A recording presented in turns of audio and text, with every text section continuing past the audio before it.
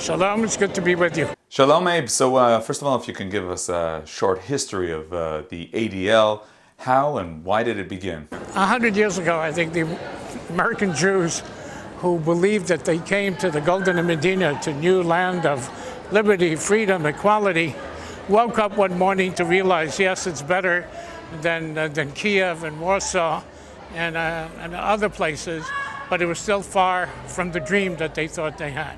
And so they organized an organization to defend the rights of Jews, Anti-Defamation League, to fight the defamation, anti-Semitism of Jews, and also to fight for equal rights for everybody. And they basically established an organization to fight for these rights through law, legislation, litigation, persuasion, advocacy, and education.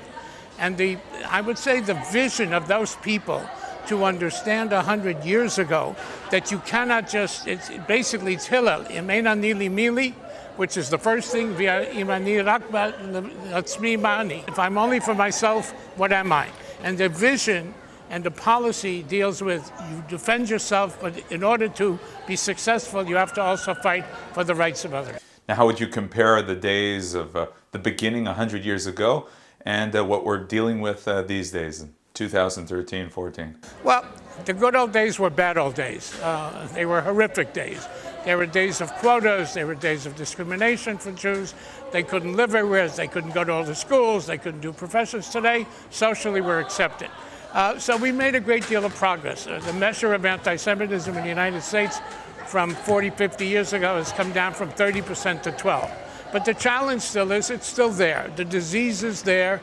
And we haven't eliminated it until we have a vaccine against the disease of anti-Semitism. It'll be with us. And so the challenge is to continue to find ways, but primarily it's still education, education, education. And this year you related specifically to the threats to what we're dealing with on the web, on the internet. Well, that's the new challenge.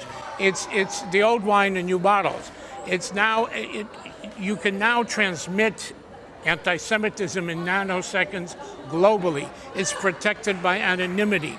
And every little anti-Semitic burp can now travel and be repeated, and it never dies. So it gives a new platform, a new incentive, and a new vitality to the old bigotry. But how do you fight this? Of course, people will come out and say, hey, freedom of speech. Well, you have to find ways. First of all, again, you answer bad speech with good speech. It's a little difficult when the hate speech comes in a tsunami.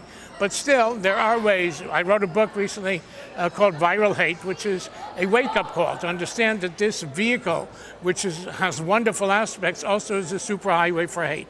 I think we can challenge the Yahoos and the Googles and the Facebooks to live up to their responsibility. And I have a responsibility to make sure that it's a safe neighborhood. So you're visiting here in Israel with a big group of the ADL, and you're talking to us today from a school in Tel Aviv, a school where the children of the foreign workers, some considered infiltrators, some considered work seekers, some considered refugees, are learning. Well, we're here at the Bialik Rogozin School because this is a special place in terms of equality and rights, to make sure that Israel, which the Jewish people have been a people of refugees, also have a sensitivity and a humane aspect, and we're focusing here on children. It's the children who are the innocent victims, and Israel has given them a home, and this school has given them a place of dignity and respect. So we're here to embrace it and applaud it and say that too Israel needs to have. Hey, Foxman, ADL, thank you very much for joining us. Thank you.